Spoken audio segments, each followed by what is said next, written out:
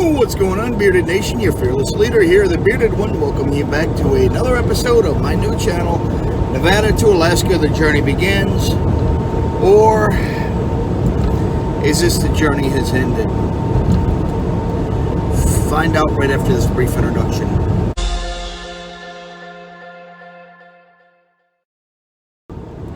Okay, so to say the journey has ended is a little melodramatic. However, it is most definitely the journey's been postponed. Today is December 2nd, 22nd. Wow, getting way ahead of myself. Today is December 2nd. And one of the reasons I haven't released a video lately, actually two main reasons I haven't released a video lately is, well, one, I was waiting to see what was going to happen with this new round of COVID closures, which was inevitable. We knew it was coming. And it's actually worse in some areas than the first round. And secondly, I was waiting to see what was going to happen with the presidential election. Here it is, December 2nd. We still do not have a clear indication as to who the President of the United States is going to be for the next 4 years. We know who thinks they won, but that win is in... There's a lot of questions around it. There's a lot of issues going on. There's a lot of voter fraud going on. Once it's good straightened out, I'm sure it's going to end up going into the Supreme Court. Right now, some states or senates are here having hearings on it. And I watched these Arizona Senate hearings yesterday for a little while, and they outright admitted to knowingly and willfully allowing over 31,000 illegal immigrants to vote in the election, people who are not eligible to vote, and another 4,000 plus people to vote, knowing that they had fake paperwork, fake credentials, fake ID, that they used a fake name to register and vote. So yeah, a lot going on there. You know, I'm going to shut up now. I don't want to get into the elections. I don't want to bring politics into my channel. Every now and then I might interject it a little bit, but basically, I know there's going to be another round of civil unrest coming up in the next few weeks. And things are going to get messy, things are going to get bad, and that's going to affect my move. The current election standings have already affected my move. With the price of fuel starting to go up dramatically in some areas. I had one spot a couple weeks ago. I stopped that, got fuel. It was $2.17. Went, made my delivery, made my next pickup, and came back the exact same route. Stopped at the exact same gas station. I paid $2.17 for a gallon of diesel. It was up to $2.79 a gallon, 60-cent jump in 48 hours and 2 days. There's one refinery that just shuttered its plant last month. They said, you know, with this guy coming in, he's already made it clear he's going to destroy the fuel industry. We're not going to let him shut down. We're going out on our own terms. We're shutting down operations and laying off 1,500 people thanks to that guy.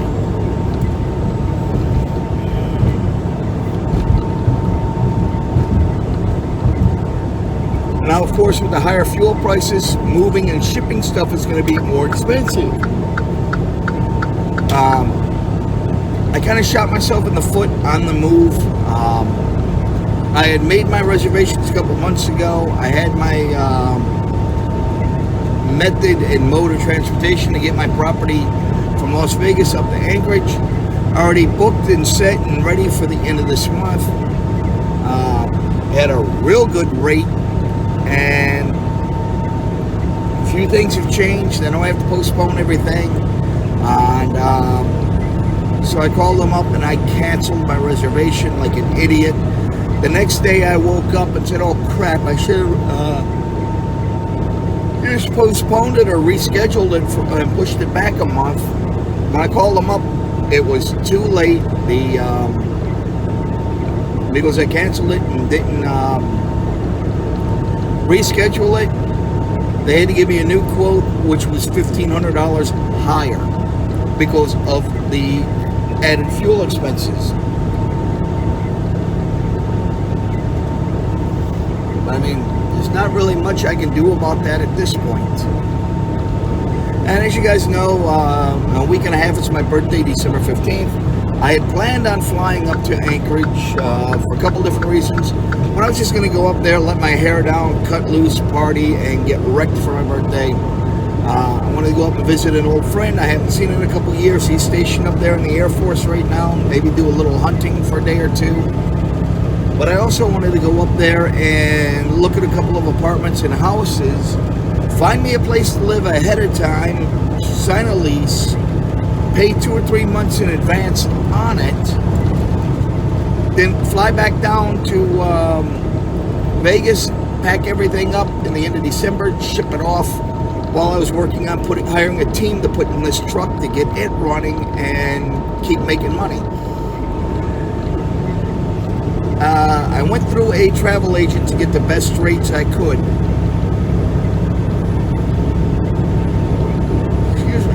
I went to a travel agent to try and get the best rates I could on the trip. I was $3,800 into it. I had a round trip business class airfare from Vegas to Alaska and back. I had a 4-star hotel booked for the solid week, and I had rented a 4-wheel drive mid-size SUV for the week so I could get around. Well, I get a message from my travel agent saying, look, dude, I got some bad news. Either it's going to cost you about another $3,000 and you're going to have to spend an additional 2 full weeks in Anchorage if you want to do this trip because of the new quarantines and the new round of closures that are going on. And to get on the plane, you're going to need to have a medical documentation showing that in the last 24 hours you had a negative test for COVID, and it has to be a direct flight. Well, I already had the direct flight booked. I was set on that side. He said it's going to cost you a couple grand more for the hotel, and they will be charging a quarantine cleaning fee to go in and deep clean the room once I leave, just in case.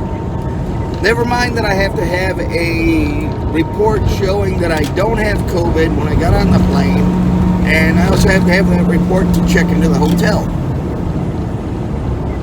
I'll be quarantined to the room for 2 full weeks. No visitors. I can't go out and do anything. Any food or anything like that I want would have to be delivered at the room, which costs more money. From the time I leave the airport, I have to go straight to the hotel. I cannot stop anywhere.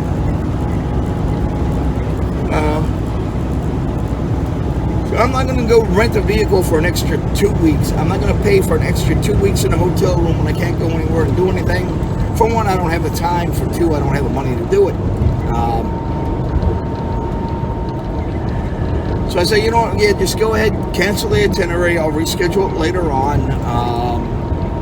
Just issue me a refund for what I've got paid into the trip.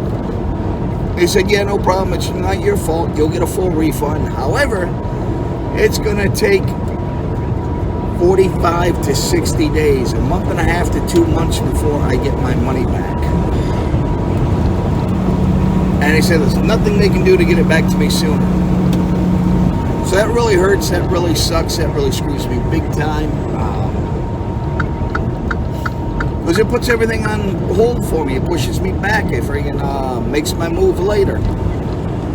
Now, as you guys know, I was working on getting my freight broker training out of the way. I've got about 5 hours left in the course to have it done. I've already rented an office in Anchorage for my freight broker business. It's a virtual office, but still it's a legal office.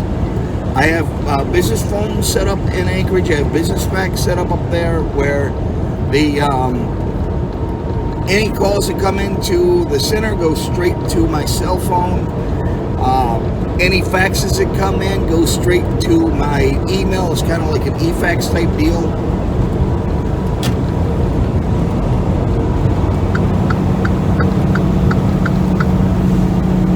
I don't know if you guys are familiar with e-fax or not. You set up an app on your phone or your computer where you send the fax through. Basically, it's just an electronic fax machine. Send and receive faxes right to the computer. Any incoming faxes come out through your email. So I got that set up. I have a business phone set up. I've already set up my... Okay, now I'm already almost $2,000 into setting everything up, getting the business ready. I have my incorporations. I'm now incorporated in the state of Alaska under MP Enterprises, LLC. My DBA on that is the Logistical Bear. Now, I have my state business license. I got lucky on my state business license. My corporation filing was $350 because I had to do it as a foreign corporation because I live in the lower 48 currently. I don't currently live in Alaska. So I had to set it up as a foreign, so it cost $100 extra, so it was $350. Then I had to get my state business license. It's just a general business license. I got a 2-year license. It should have cost me $250, but I filed this on November 19th, not knowing that was the cutoff day. I didn't even know they were doing this. They were waiving the renewal and new business license fees through November 19th, so I got in there just the right day to do it. So that saved me $250. When you do a corporation, you have to have a registered agent. That is somebody that can accept legal notices and federal orders on behalf of the company, and then they deliver them to you.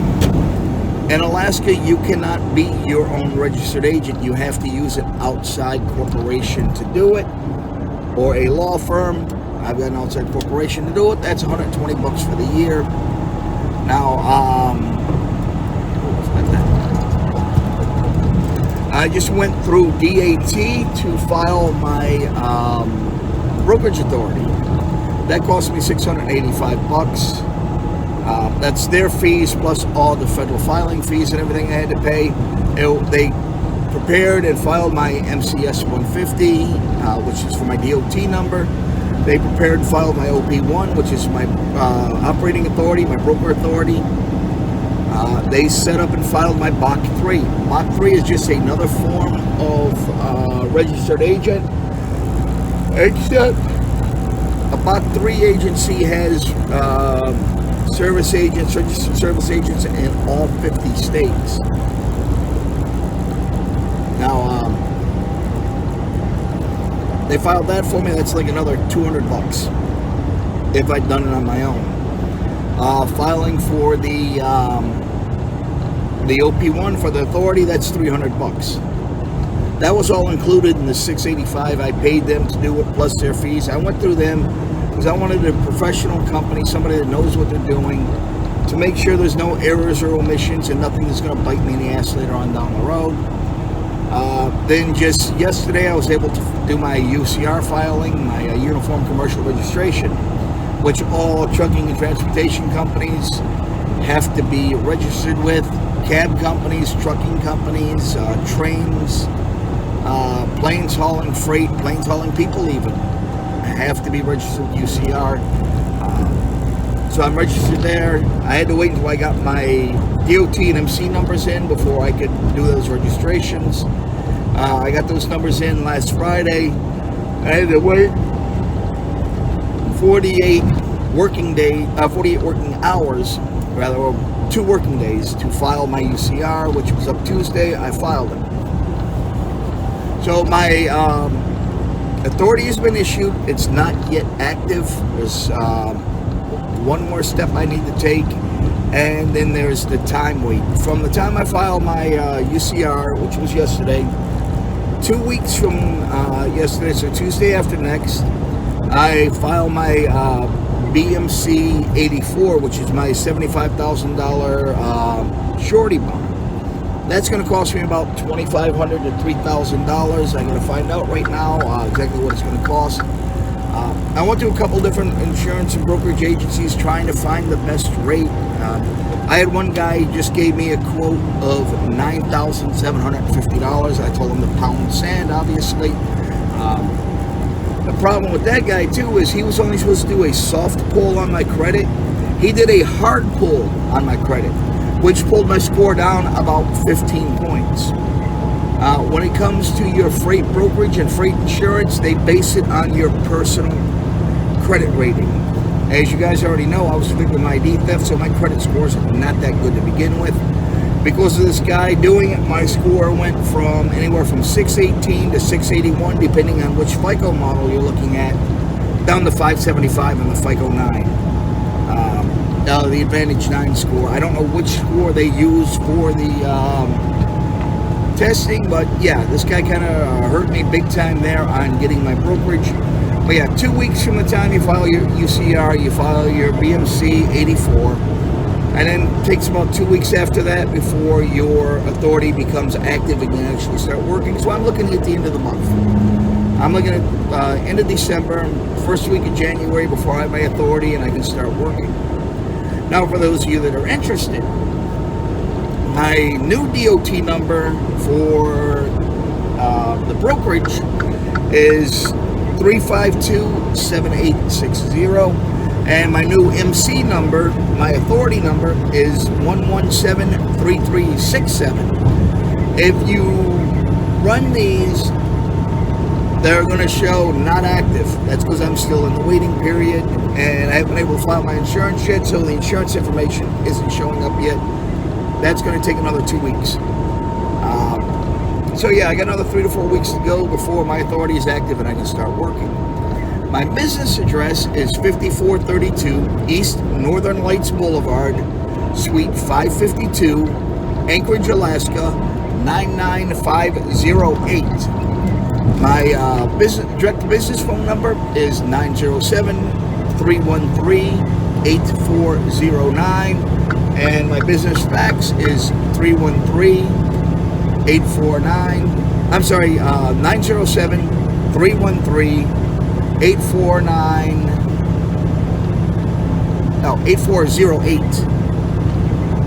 Yeah, the business number is 907-313-8409. The fax number is 907-313-8408, and the business cell phone is 907-313-0616. I keep wanting to throw 313 out there first. I used to live in Detroit. That's the area code for Detroit. I'm so used to saying 313. With 907 being Alaska's area code, my prefix being 313, I keep kicking them by mistake. Sorry about that, guys. Sorry about the confusion. But again, just to recap that, my new DOT number for MP Enterprises, the logistical bear, is 352-7860, and my new MC number is 117-3367. Business address is 5432 East Northern Lights Boulevard, Suite 552, Anchorage, Alaska, 99508. The business phone number, the office number, is 907-313-8409. The business fax number is 907-313-8408. The business cell phone is 907-313-0616. There, try saying that 10 times real fast.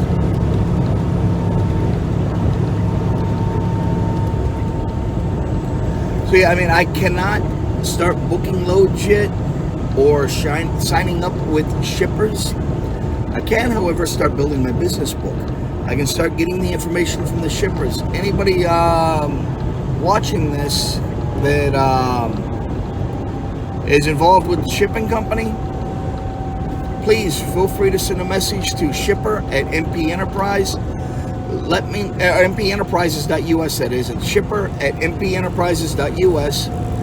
Let me know what you guys' requirements are and send me over a shipper's package so I can start preparing that and get it over to you guys so you can get me pre-qualified to broker for you.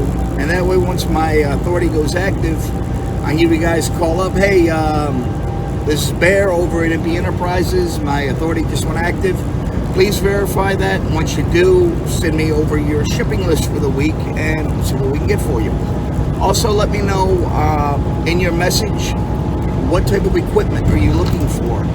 Do you need reefers, dry vans, flatbeds, step decks? Do you deal with hot shots? What areas are you shipping from? I know some shipping companies have more than one warehouse throughout the country.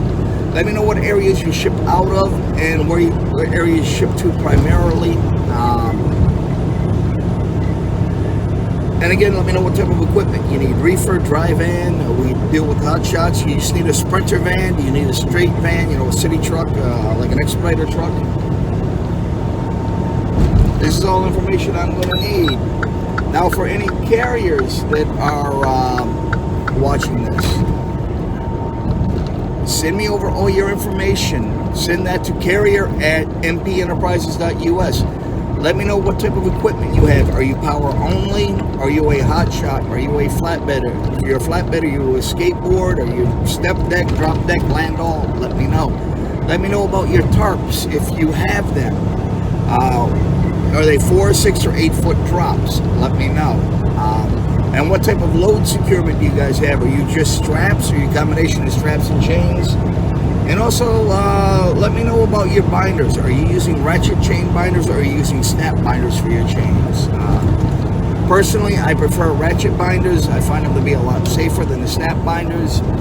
And when I drove flatbed for a while, doing all over-dimensional stuff, there were some shippers that would not let me use a snap binder. They said it had to be a ratchet binder or a speed binder. The snap binders were out of the question, which is, hey, it's their freight, you got to do what they say. So let me know on that front too. Let me know what your load capacities are, especially my hot shots. What's the length of your trailers? You guys have 48 foot or 53 foot flatbeds on the hot shots? Are you 40, 43, 50, 58 foot? What's the length of your trailer? Let me know. Also, my reefer drivers. If you're a reefer driver, let me know what commodity you will not put in your box. I know when I ran reefer, I never put hazmat loads on board, even though I was hazmat certified. It's just the decon process is too expensive and too time consuming, and I wouldn't do it. I also would not haul hanging meat, just as bad as running smoothbore tanks. Now when it comes to my tanker drivers, let me know, are you food grade or chemical grade? Are you smoothbore or baffled? My dry vans, let me know what kind of freight you prefer to haul. And guys, please, if you have a tanker endorsement, let me know. Even if you're a reefer or dry van, as I'm sure you know, you cannot take bulk fluids, bulk liquids without a tanker endorsement, even if it's individually packaged up in the bulk crates. Let me know if you guys have hazmat endorsements. I don't plan on doing any hazmat at the moment, but you never know what's going to come down the pipe.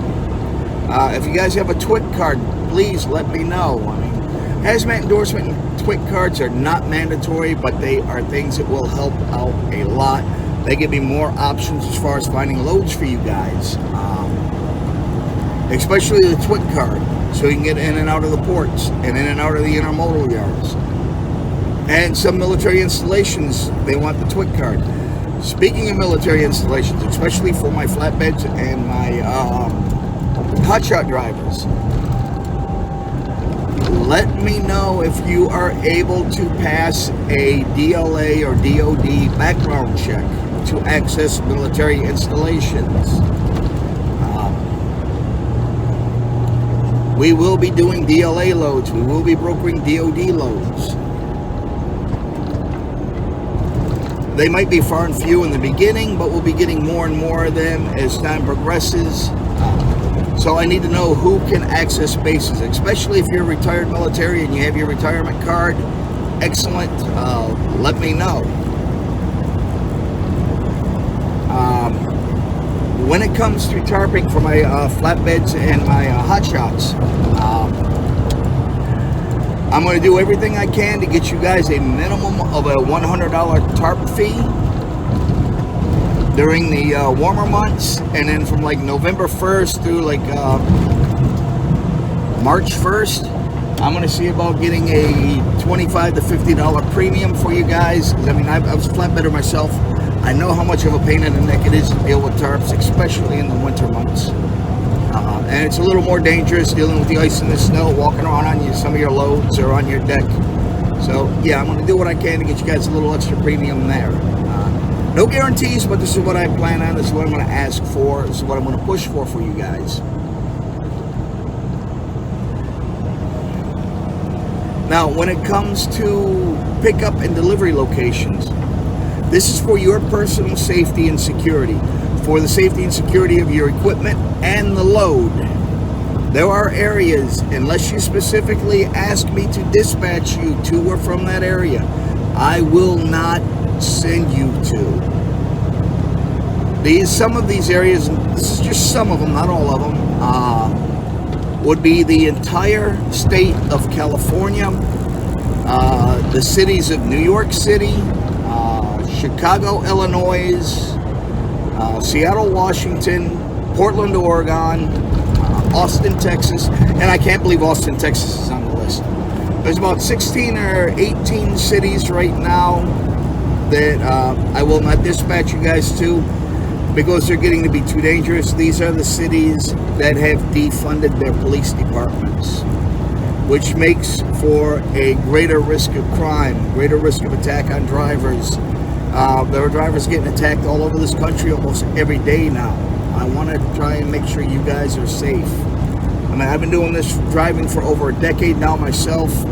I've hauled several different types of equipment. I've worked different areas because I knew eventually I was going to move into brokerage. And I wanted to have as many arrows in my quiver as I could. I wanted to have a good understanding of the different types of equipment out there. To that end, I've worked reefers, I've worked dry vans. I'm pulling dry van right now. I've worked intermodal and port. I've done a lot of hazmat loads. I've done military loads, DLA and DOD loads. I've hauled all different kinds of equipment, machinery, vehicles, and other items that I can't get into. And these are items that required a security clearance to haul. I'm a former military police officer, so I had no problem getting my clearances back. I worked out on the oil fields running pneumatic tankers hauling frac sand and cement. I ran tankers out on the oil fields, both smoothbore and baffled, pulling production water and crude.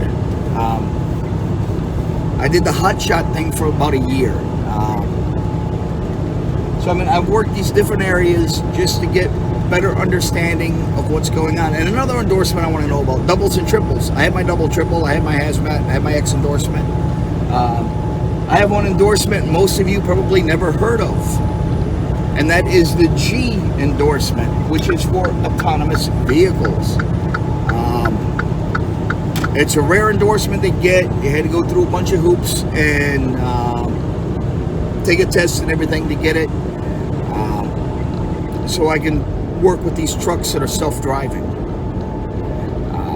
I got it just in case I needed it. The company I was working for at the time, they were looking at getting into autonomous trucks, so they needed drivers that had the G endorsement so they could test them. And I road tested one of the trucks for them for I put about maybe 100,000 miles on the truck, and I really didn't care for it. So I have to be sitting behind the wheel while the truck's going down the road and ready to take over. So the whole time you're like this, your hands hovering over the steering wheel, feet hovering over the pedals, just waiting to see if something goes wrong and if you have to take control of the truck.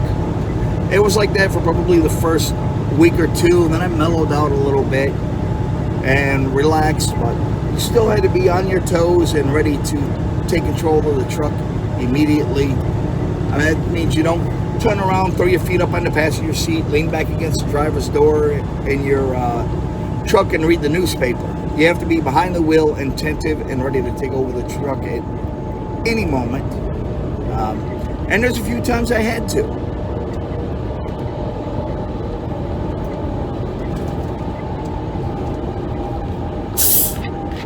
Also, guys, let me know what on your insurance. Well, it'll be part of the carrier packet anyway, so need to make sure you have liability insurance, auto liability insurance, I should say, contingent and supplemental cargo insurances. And you will need to list MP Enterprises as a certificate holder on your insurance. And you'll send everything back over with your carrier packet. And you can have your insurance agent just send me over the accord showing that you are MP Enterprises is listed as a certificate holder. And I cannot dispatch you guys on any loads until I have those two accords, as well as the carrier shipper package, or rather the broker carrier package, which will be available on the website here in the next few days. In the meantime, just send me an email through carrier@mpenterprises.us and I will forward it to you as soon as it is ready. Just make sure you give me the information of that I asked for earlier.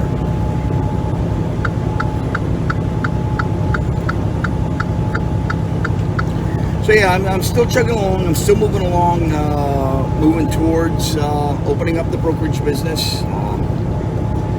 My next biggest expense, like I said, is just going to be my insurance bond, and then it's just going to be a bunch of cold calling, trying to get shippers to give me loads, and I'll be using the DAT load board and maybe the truck stop load board. I haven't decided yet, but primarily I'm going to do DAT, and there's another one, I think it was called Post Anywhere, that I'm going to be looking into and see what their fees are. If I go with them, that'd be great, because that automatically posts to all the boards. I just got to figure out if it's just one fee I pay to them, or do I still have to pay to each of the boards. I'm not exactly sure how that one goes. I just found out about it a little earlier today. Woo! Trucks are getting inspected on the other side. Rub-row. I think it's because the guy's parked on the on-ramp to the rest area is why he's getting inspected right now.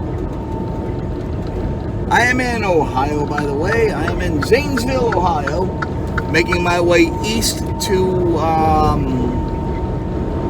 Brigginsville, PA.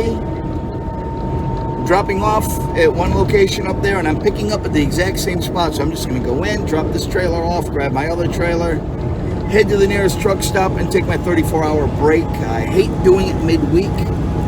Today is Wednesday, so I'm like really screwed on this upcoming paycheck. Sucks. I'm going to have one trip in for this week. Because this trip here I started last week. I picked up all the way out in Compton, California. It's going all the way over to east, just outside of Reading, Pennsylvania is where I'm going. It's like a little southeast of Reading, I believe it is.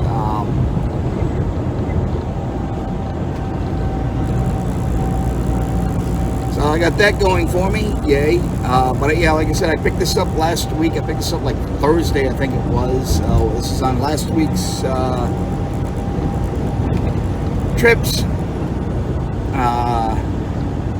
I actually shut down. I was starting to take my 34 on Saturday like I normally do. I sit there for 20 hours and then realized, oh crap, wait a minute. If I take my 34 now, I'm never going to make delivery on time, so I had to take off and keep running. I should have had this load in last night. I was about 9 hours away.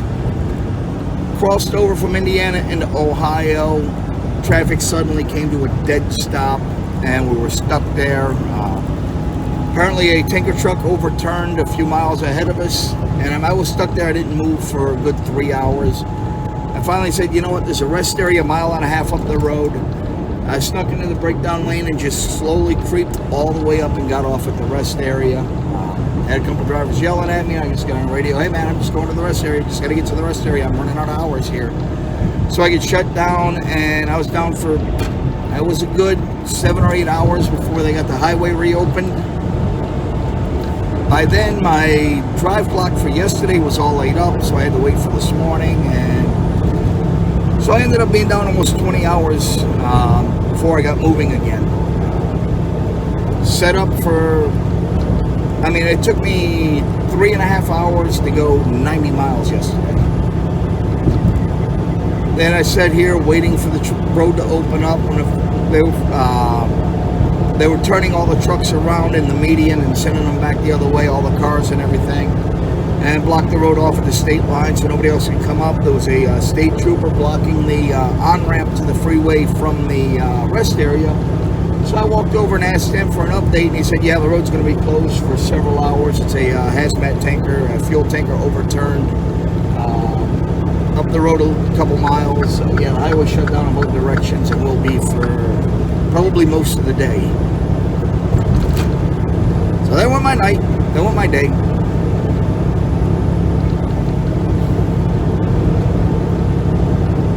See, in about another 40 minutes, I'm going to be stopping for fuel and the rest of the way up. So I mean,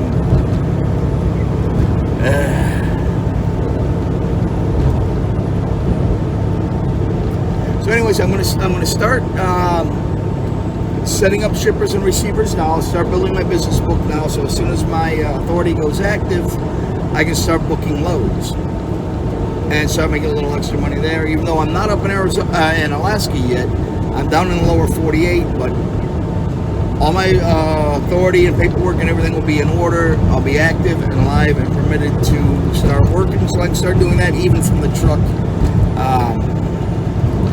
Now I don't know if I'm going to be able to hire a team to put them in here in this truck at the end of the week or by the end of the month or not. So next week I'm going to start looking for a team for my truck. Now, anybody watching this, any teams that are looking for a change, if you want somebody to come over where you can get 7,000 miles a week, shoot me a message. Send me a message at info@mpenterprises.us. Let me know what city and state you guys are located in, how many years of experience you have, and I can start working on getting you in touch with the recruiter, because anybody that I hire has to be approved by Western Flyer Express, not to be confused with Western Express, which happens quite often because the names are so close, or Western Flyer Express, not Western Express. Starting pay is not going to be much. It's 42 cents a mile to the truck, so each one of you will be making 21 cents a mile for every mile the truck moves, no matter who's sleeping or driving. You can easily do 7,000 miles a week. That's almost $1,500 each gross. And I'm not really going to make any money myself for the first year, year and a half until the truck's finished being paid off. I'm only going to make maybe $300 a week for myself, if that, based on 7,000 miles a week. I mean, I'm taking all the liability. I got to cover your insurance and a whole bunch of other stuff, the fuel, the truck payments. There's a lot of stuff I got to cover, so I mean, so I can't give you guys a lot of money. I'm telling you that up front.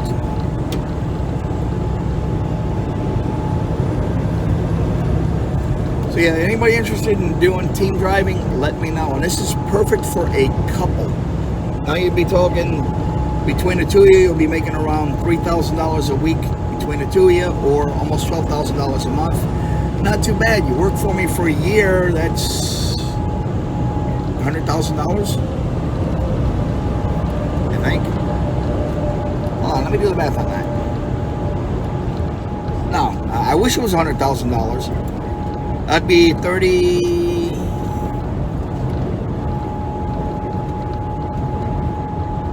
Oh, I'm drawing a blank. But still, I mean, it's good money. $1,500 a week. That's good money.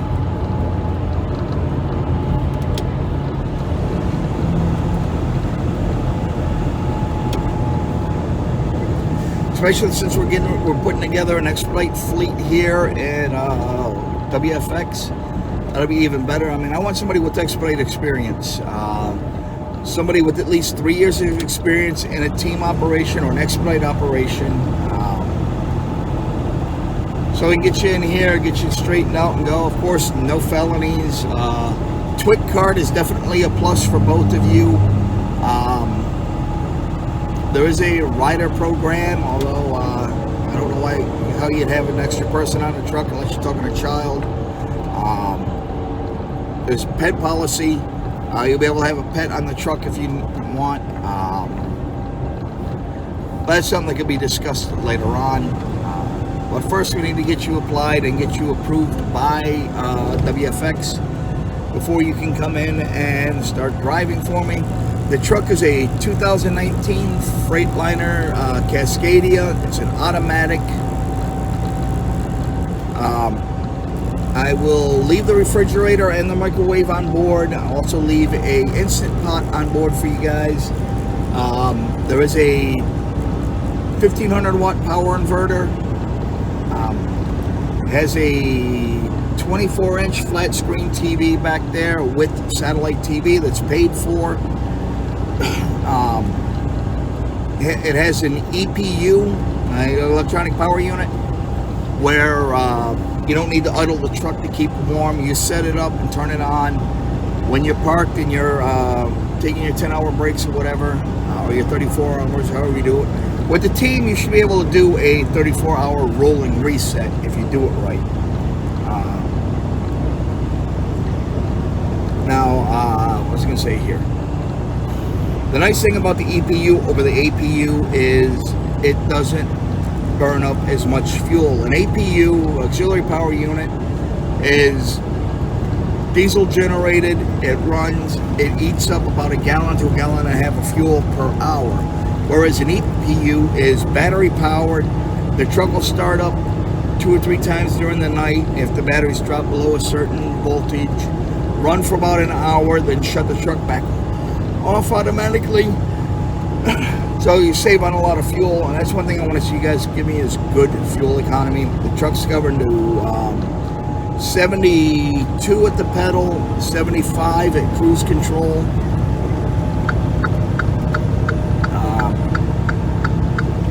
But other things like CB radio and trucker's GPS would be up to you guys.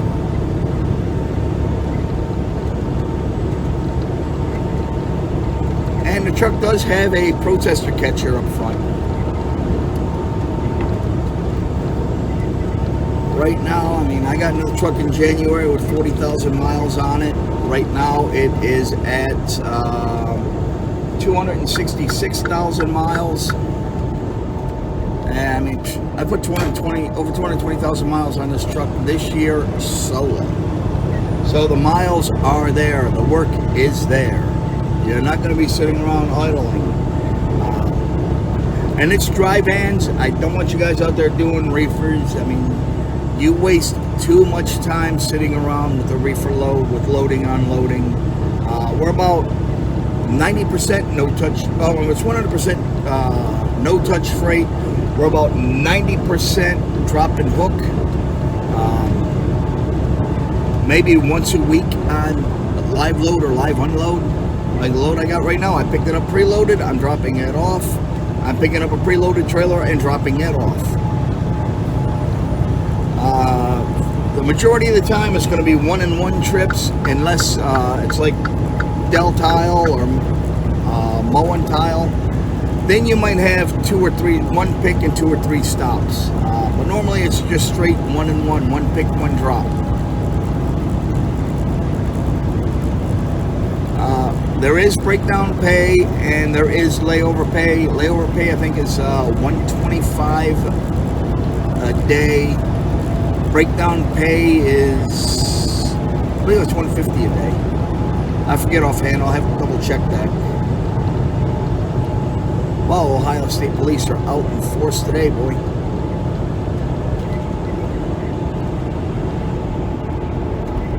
Must be getting close to the state line with so many cops out here. I'm heading out towards the upper part of West Virginia. I think I'm going to be cutting through. Good old West Virginia, my birthplace, Charleston, West Virginia. Although there was a incident yesterday involving a Charleston police officer called out for a parking dispute and was shot in the face. She was able to return fire. She wounded the suspect. He got away, but he was later apprehended. I don't know what her current status is. I'm praying for her and her family and Charleston PD. Hopefully everything works out for her. She'll be okay. Because we got the Obama administration to blame for a lot of the vile filth and hatred going on against law enforcement in this country. People are calling police brutality when police officers are forced to use lethal force to defend themselves or other people, and they're refusing to put all the blame where it belongs, and that's on the suspect. They're trying to make the suspects out to be victims when the officers themselves are the actual victims. When you got somebody charging at them with a knife or shooting at them or trying to run them down and they're forced to defend themselves with lethal force, that's not police brutality, that's self-defense.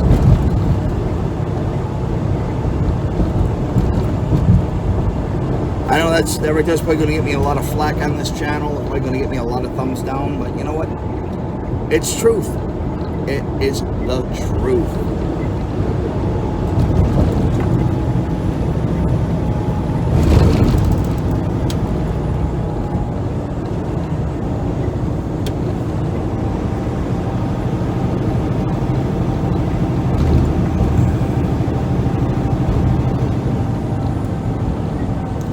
I hate when drivers do that. They speed around you, jump in front of you, and then slow down. You know, you go around this slow-ass driver in front of me that just cut me off, and another truck just spun up behind me. That's what mirrors are for, people.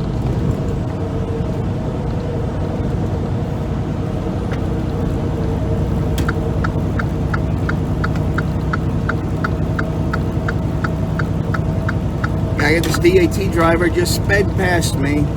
Speed limit 70. I was doing 72. He sped by me, got in front of me, and then slowed down to 65. Now we're on a grade and we're down to 40 because he can't climb a hill. And it sounds like he's empty. I don't know why he's having so much trouble climbing this little bunny hill when he's empty. How do I know he's empty? By the way the trailer and the rear wheels are bouncing up and down, and you can hear it when he's hitting the bumps. You can hear it echoing through his trailer.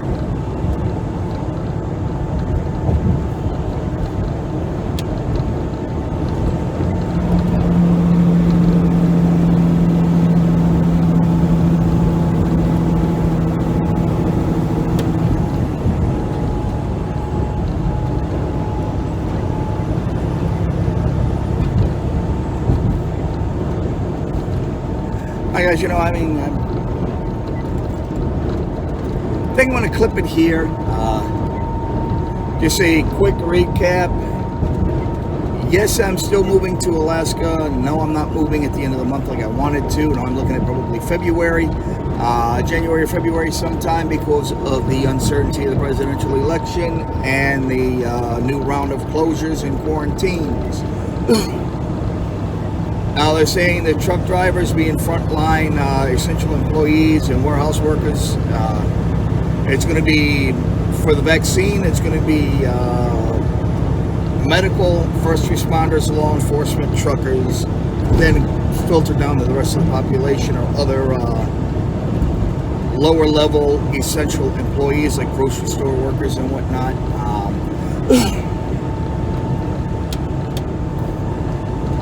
I now have my brokerage authority. I have an office set up in Alaska. My DOT numbers and everything are not active yet. They're just waiting for the time to run out. It takes a couple of weeks to become active. I did my UCR filing yesterday. In another 2 weeks, I'll do my insurance bond filing. And then 2 weeks after that, it takes 7 to 10 days, I'm saying 2 weeks, until the authority becomes fully active. So I'm looking at the end of the month before I can start taking on clients anyways. But I am currently starting to build my business book. So carriers, send your information over to carrier@mpenterprises.us. Shippers, you can send your information over to, shipper@mpenterprises.us. Now my brokerage DOT number is 352-7860. My MC number is 117-3367. The business name obviously is MP Enterprises Limited LLC. The business address, the office address is 5432 East Northern Lights Boulevard, Suite 552, Anchorage, Alaska 99508. The office number is 907-313-8409. The fax line is 907-8408. And the business cell phone number is 907-313-0616. I'm looking for a team to put in my truck to hire out at the end of the month. We need to get you approved first by the company and get you up to, I'm drawing a blank, Oklahoma City, Oklahoma for orientation.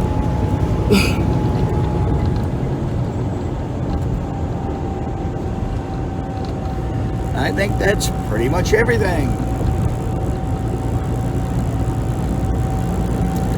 Alright guys, I'm going to clip it here. We're going on an hour of the video, and I think most of it was just rambling. Oops, sorry. So anyways, as always, keep it between the ditches. Keep the shiny side up, the rubber side down. I'll see you out there in the pasture, and go Army, beat Navy. Ladies and gentlemen, our national anthem.